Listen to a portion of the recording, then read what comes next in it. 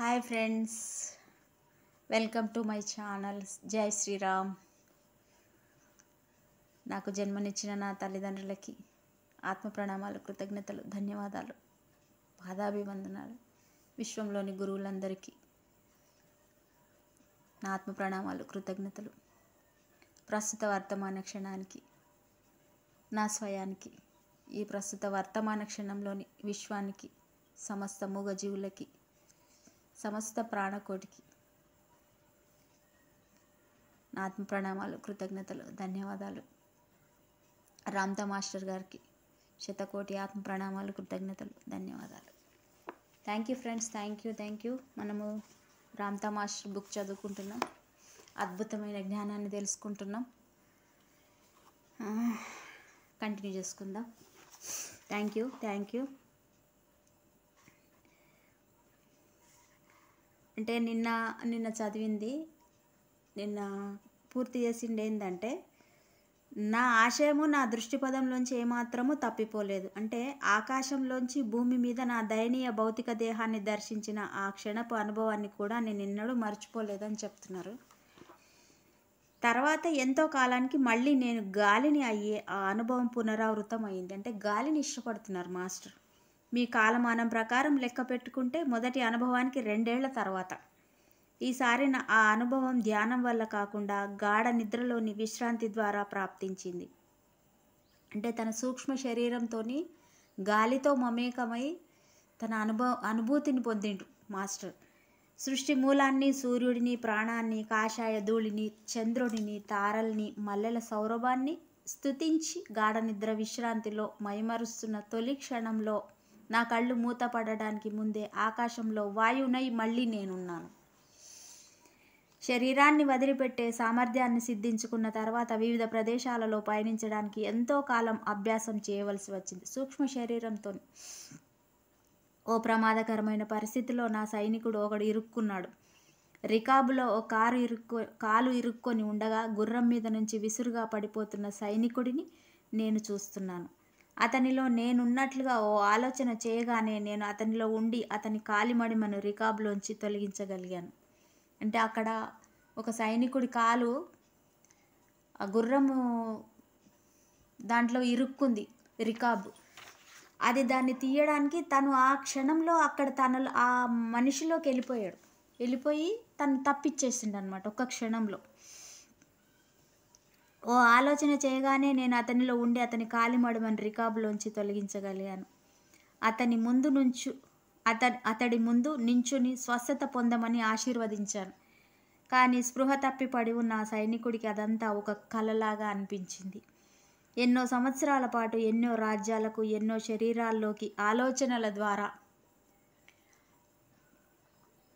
నేను ప్రయాణాలను చేశాను. కొత్త నాగరికతల ఆవిర్భావాలను, ఇంకా జనించని జీవితాలను దర్శించాను.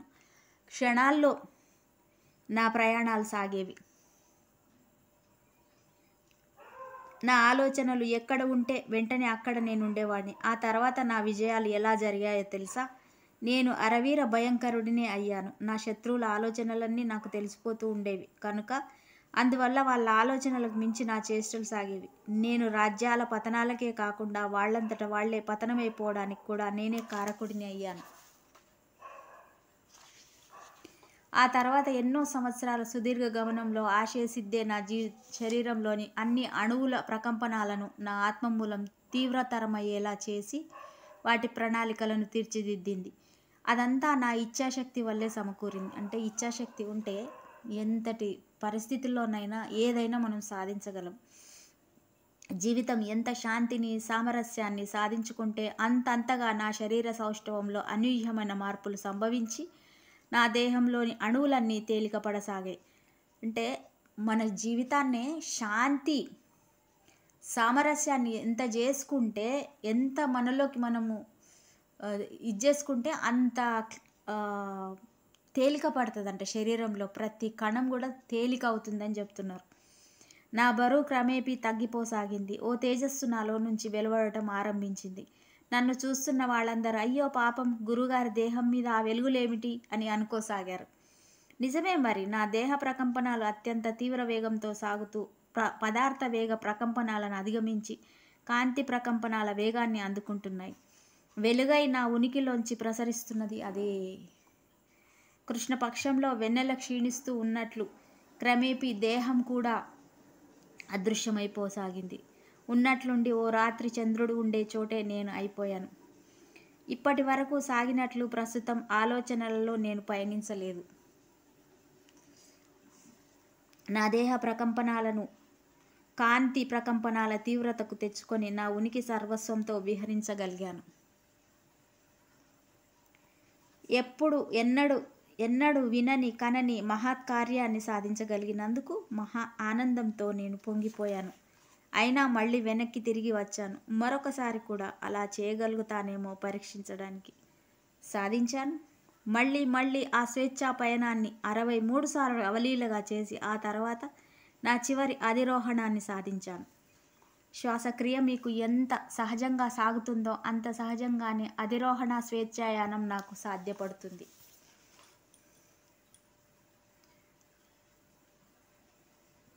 వాయువునే అయ్యాక అది వరకు నేను ఎంత పరిమితుడిగా ఉండేవాడినో, పంచభూతాలు ఎంత స్వేచ్ఛగా ఉంటున్నాయో గ్రహించాను.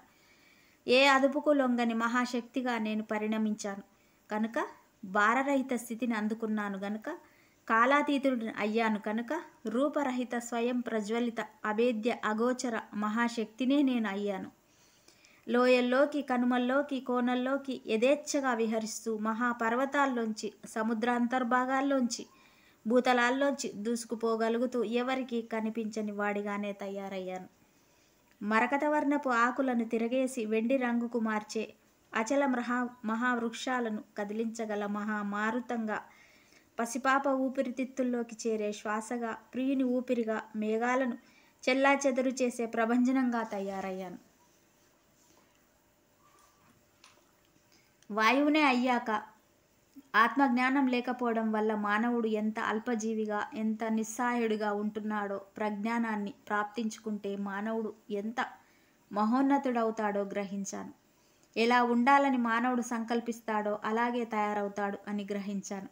తాను ఓ దౌర్భాగ్యుడిని అని, శక్తిహీనుడిని అని పదే పదే నిందించుకుంటూ ఉంటే ఆ మానవుడు దౌర్భాగ్యుడే, శక్తిహీనుడే అవుతాడు. ఎంత బాగా చెప్తున్నారు ఫ్రెండ్స్, వినండి.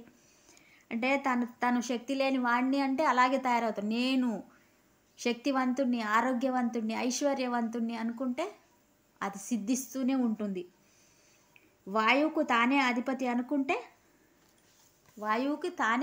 అనుకుంటే నేను అయినట్లు. మానవుడు వాయువుకు అధిపతి అవుతాడు. తనను దైవంగా భావించుకుంటున్న మానవుడు స్వయంగా దైవమే అవుతాడు. నేనే దైవంను, నేనే సృష్టికర్తను, నేనే అన్నీ సృష్టించుకుంటున్నాను అన్నప్పుడు మనలో అన్నీ సృష్టించబడతాయి కదా ఫ్రెండ్స్. ఈ ప్రజ్ఞ నాలో స్థితమైన తర్వాత నా ప్రియ సోదరులందరికీ ఆజ్ఞాత దైవాన్ని గురించి, జీవాధార శక్తిని గురించి బోధించసాగాను.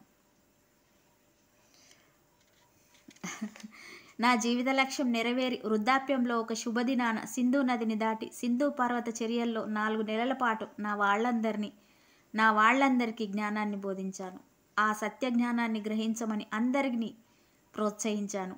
దివ్య ప్రేరణలు ఏ బోధనల వల్లో, ఏ బోధకుల వల్లో రాదు అని, సర్వ సృష్టి మూలంలోంచే అవి అందుకుంటున్నాయి అని పరిబోధించాను.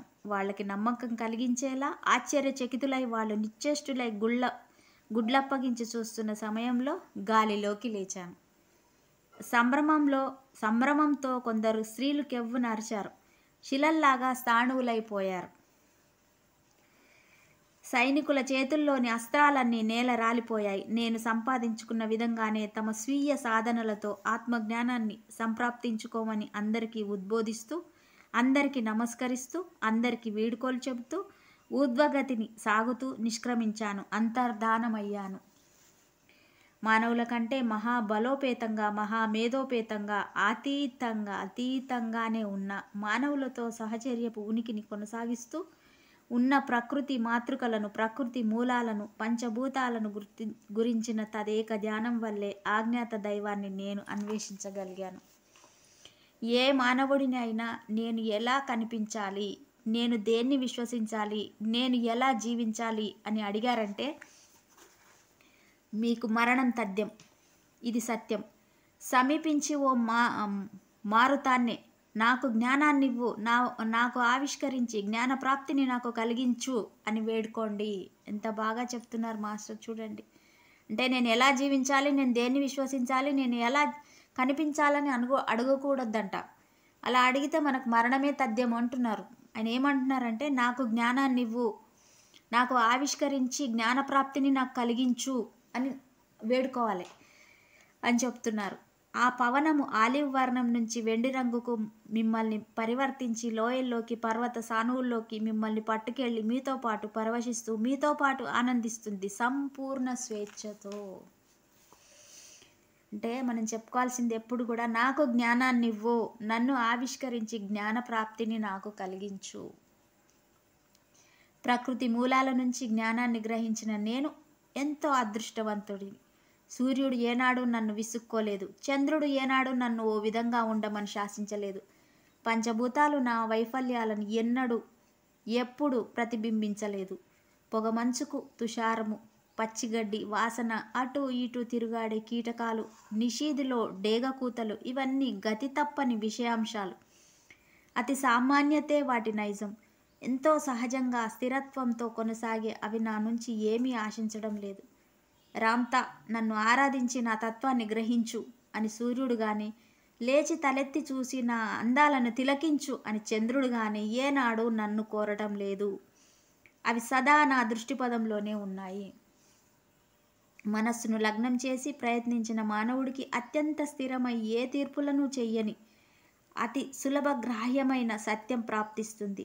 అందువల్లే మాయలమారి మూర్ఖ విపరీత వాఖ్యానాలు చేసే బహుముఖ దేవతల్ని ఆరాధించి సంతుష్టుల్ని చేసే ఏ మానవుని చేతుల్లోనూ నేను చిక్కుకోలేదు. ఇతరుల విశ్వాసాల మీదే ఆధారపడుతూ ప్రభుత్వ శాసనాల్లో, మత ప్రబోధాల్లో ఎందుకు రాశారో, ఎవరు రాశారో కూడా తెలియని చరిత్ర వాక్యాల్లో దైవాన్ని గ్రహించాలని సంకల్పిస్తూ సాధనలను చేస్తూ ఉన్నాను కనుక అశేష మానవ బాహుళ్యాలకు ఇప్పటికీ సాధ్యపడని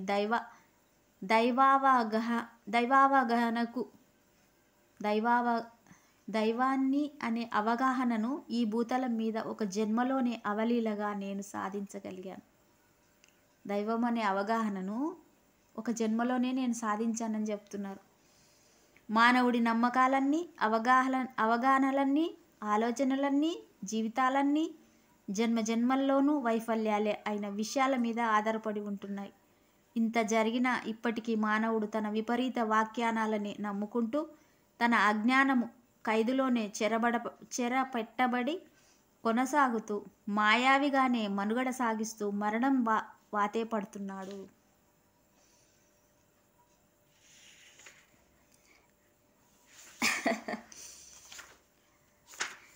తెలుసుకోవాల్సిన విషయాలన్నింటినీ నా అధిరోహణ తర్వాతనే నేను గ్రహించగలిగాను. శరీర సాంద్రతను అధిగమించి జాలువారే ఆలోచనల స్థాయిని అందుకోగలిగాను కనుక ఆ ప్రయత్నంలో ఏ ప్రతిబంధకాలు నన్ను ఆపలేకపోయాయి. నిజంగా మానవుడు మౌలికంగా దైవమే అన్న సత్యాన్ని అప్పుడే నేను గ్రహించగలిగాను. అధిరోహణానికి ముందు ఆత్మ గురించి కానీ, భౌతిక శరీరాన్ని అధిగమించి చరించే తంత్ర అభ్యాసాల గురించి కానీ నాకు తెలియవు. నా ప్రయత్నం వల్ల లభించిన శాంతిని గురించి మాత్రమే, జీవితంలో నాకు లభించిన ప్రశాంతత గురించి మాత్రమే నాకు తెలుసు. ప్రీతితో జీవితాన్ని, ఆకాశంలో అవలోకించిన అద్భుతాలను ప్రతి పగలు, ప్రతి రేయి పరిగ్రహిస్తూ గడిపాను. అదే నా జీవితం. బలీయమైన మహత్వ పూర్ణమైన వాయువుతో తదాత్మ్యం చెందుతూ నేను ఆత్మ ప్రేమికుణ్ణి కాగలిగాను. నా అవగాహనలను అన్నింటినీ నా మీద కేంద్రీకరించుకోవడం వల్ల నా జీవితం పరిపూర్ణమైంది. ప్రశాంతత నాలోకి ప్రసరించింది. నా ప్రజ్ఞ పెరిగింది. అజ్ఞాత దైవంతో తదాత్మ్యం అప్పుడే నాలో సిద్ధించింది. తదాత్మ్యం చెందాను అని అంటున్నారు చూడండి. నేను మారింది గాలిగా కాదు, గాలి నాకు అందించిన ఆదర్శంగా నేను పరివర్తితుడనయ్యాను. వాయువుకు నేను ఇప్పుడు అధిపతినే అయ్యాను. స్వేచ్ఛ, సర్వవ్యాపకత్వం, జీవితంతో తదాత్మ్యం అనే అగోచర ఆశయమే తదాత్మ్యం నేను అయ్యాను గనక ఆ లక్షణాలను సంతరించుకున్న తర్వాతే అజ్ఞాత దైవాన్ని, అస్తిత్వ నాస్తిత్వాలను నేను అర్థం చేసుకోగలిగాను. నా జీవిత ఆశయం అదే గనుక ఆ అవగాహన నా అంతరంలోంచి ఉద్భవించి నా అవగాహన నా పరిధిని మరింత విస్తరించింది. ఒకప్పుడు విజేత అయిన రామ్తాను నేను ఇప్పుడు రాముడు అనే దైవాన్ని, ఒక కిరాతకుడిగా ఒకప్పుడున్న నేను ఓ అతి సామాన్యమైన కానీ మహా నిగూఢమైన సాధన ద్వారా ఒక దేవుడిని కాగలిగాను. స్వయంగా నేర్చుకున్న నా జ్ఞానాన్నే మీకు నేర్పుతాను. Thank you, thank you, thank you friends. మళ్ళీ రేపు ఇంకో చాప్టర్తో మీ ముందుకు వస్తాను. Thank you very much. ఇంత గొప్ప జ్ఞానాన్ని చెప్పిస్తున్న మాస్టర్స్ అందరికీ కూడా thank you very much. Thank you, thank you, thank you రామ్తా. So beat, so beat, so beat.